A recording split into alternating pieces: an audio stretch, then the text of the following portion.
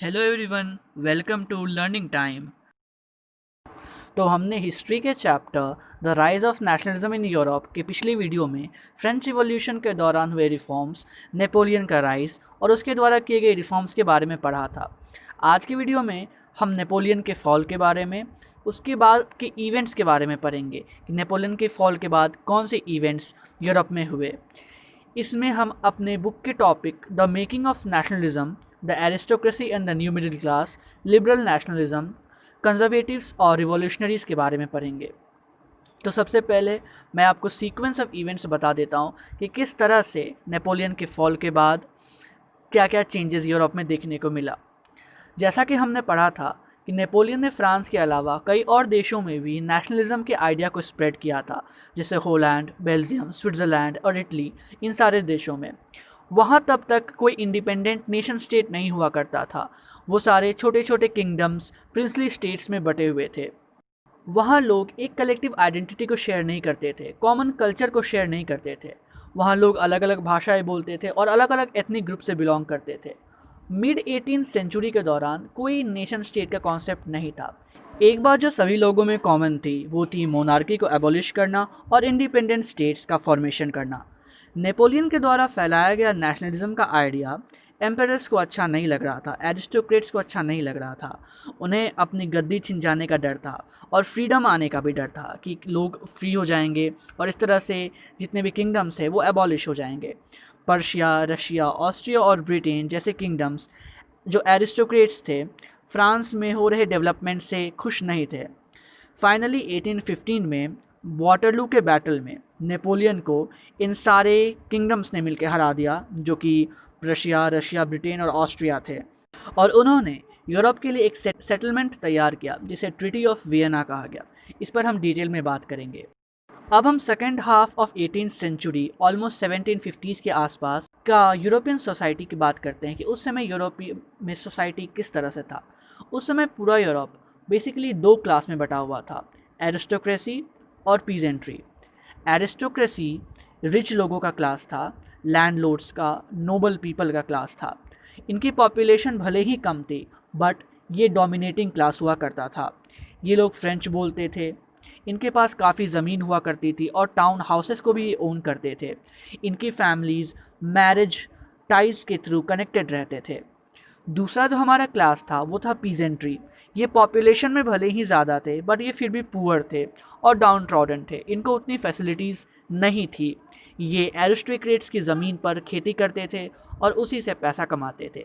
लेकिन late 18th century के दौरान, जो कि हमारा इंडस्ट्रियलाइजेशन के बाद का टाइम है, एक नए क्लास का राइज हुआ जिन्हें न्यू मिडिल क्लास कहा जाने लगा। इस क्लास में इंडस्ट्रियलिस्ट, बिजनेसमैन, प्रोफेशनल्स जैसे कि डॉक्टर्स, टीचर्स एक्सेट्रा ये सभी आते थे। ये कहीं ना कहीं इंडस्ट्रीज़ पर डायरेक्टली या इनडायरेक्टली डिपेंडेंट थे। ये एजुकेटेड मिडिल क्लास थे जिनके अंदर ही लिबरलिज्म की भावना आई और इन्होंने एरिस्टोक्रेट्स को मिल रहे प्रिविलेजेस के खिलाफ आवाज़ उठाई और लिबरलिज्म और नेशनलिज्म के आइडिया को प्रमोट किया। अब हम पढ़ेंगे लिबरल नेशनलिज्म के बारे में। लिबरलिज्म का मतलब क्या होता है? तो ये जो लिबरलिज्म वर्ड है ये लैटिन रूट लिबर से आया है, जिसका मतलब कि होता है फ्री। इसका मतलब लिबरलिज्म का मतलब होता है फ्रीडम। लिबरलिज्म लाइफ के हर फील्ड में इंपॉर्टेंट था, चाहे वो सोशल हो, पॉलिटिकल हो या इकोनॉमिकल हो। सोशली लिबरलिज्म का मतलब था freedom for all and equality before the law. ये सोशली बहुत इंपॉर्टेंट था। पॉलिटिकली इसका मतलब एक ऐसे गवर्नमेंट से था जो कि लोगों द्वारा अपॉइंट हो, लोगों के कंसेंट से अपॉइंट हो। फ्रेंच रिवॉल्यूशन के दौरान से ही लिबरलिज्म का मतलब एंड ऑफ ऑटोक्रेसी हुआ करता था, मतलब कि एक निरंकुश राजतंत्र जो था उसका एंड, और क्लरिकल प्रिविलेजेस जो मिल रहे थे एरिस्टोक्रेट्स को उसका एंड था। एक कॉन्स्टिट्यूशन का निर्माण करना था और एक रिप्रेजेंटेटिव गवर्नमेंट का भी फॉर्मेशन करना था।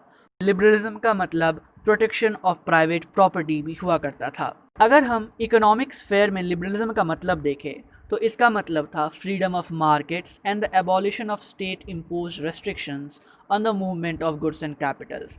गुड्स और कैपिटल्स पे जो रेस्ट्रिक्शन स्टेट के द्वारा लगाया जाता था उसका एबॉलिशन इकोनॉमिक लिबरलिज्म कहलाता था।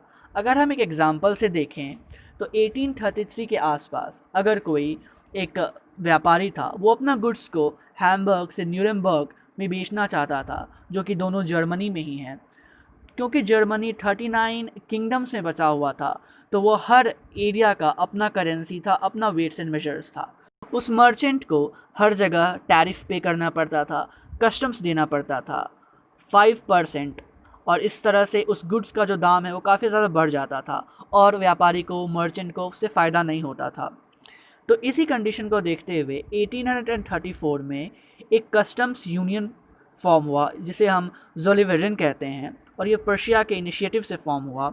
और इसके अंदर जो है जितने भी टैरिफ बैरियर्स है उसको एबॉलिश कर दिया गया, और जितने भी अलग अलग करेंसीज़ थे, जो कि 30 थे उस टाइम, उस 30 से उसे केवल 2 करेंसीज़ पर ही सीमित कर दिया। इस तरह से इसके अंदर इकोनॉमिक नेशनलिज्म आ गया, मतलब कि पूरा जर्मनी इकोनॉमिकली यूनाइटेड हो गया, जिसमें कि टैरिफ बैरियर्स घटा दिए गए, करेंसीज़ की संख्या घटा दी गई, और इस तरह से इसने एक नेशनलिज्म की भावना को और ज़्यादा स्ट्रेंथ प्रदान किया, और इस तरह से जर्मनी यूनिफिकेशन की तरफ आगे बढ़ा। तो 1815 में नेपोलियन के डिफीट के बाद बेसिकली 2 तरह के कॉन्सेप्ट सामने आए, एक कंजर्वेटिज़म और एक रिवॉल्यूशनरी। पहले हम बात कर लेते हैं कंजर्वेटिज़म के बारे में।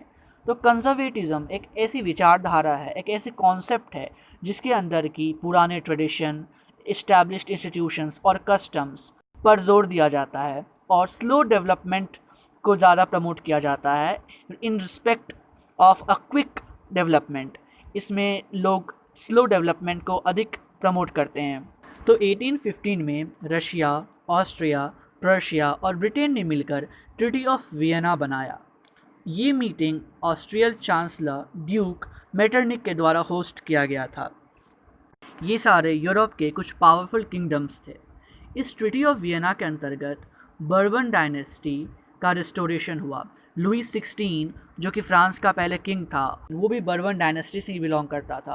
नेपोलियनिक वॉर्स के दौरान जो भी चेंजेस हुए थे उसको बदल दिया गया, उसको कंजर्वेटिव्स ने अपने मुताबिक फिर से ढालने की कोशिश की। नेपोलियन जितने भी स्टेट्स जीते थे उन सारे स्टेट्स को वापस से रिस्टोर कर लिया गया, कैप्चर कर लिया गया। फ्रांस के चारों ओर एक सीरीज़ ऑफ स्टेट्स बना दिया गया ताकि फ्रांस का पावर फ्यूचर में आगे ज़्यादा विस्तार ना करे। इन चारों पावरफुल पावर्स ने जितने भी फ्री हो चुके किंगडम्स थे उन सभी को अपने में वापस से मिला लिया, लेकिन जर्मन कन्फेडरेशन जो कि 39 स्टेट्स का था उसे छोड़ दिया गया। कंजर्वेटिव रेजीम जो कि 1815 में सेटअप हुआ था वो ऑटोक्रेटिक था। ऑटोक्रेटिक मतलब होता है उसके पावर पर कोई भी कंट्रोल नहीं था, वो इन्फिनाइट पावर को एंजॉय करते थे।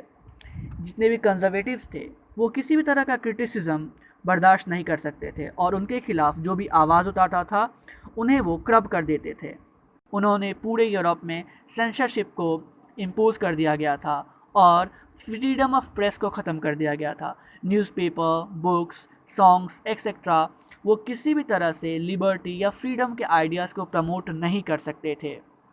उन्होंने डेमोक्रेसी को ख़त्म कर दिया था और एक तरह से मोनार्की को वापस से रिस्टोर कर दिया था।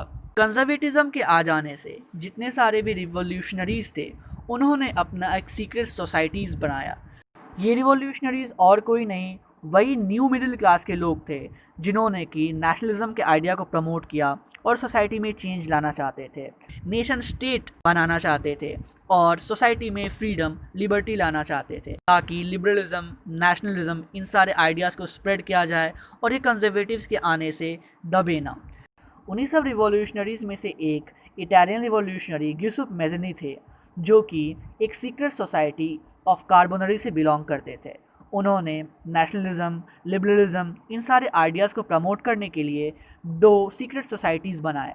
पहला यंग इटली जो कि मार्सलिस में था और दूसरा यंग यूरोप जो कि बर्न में था।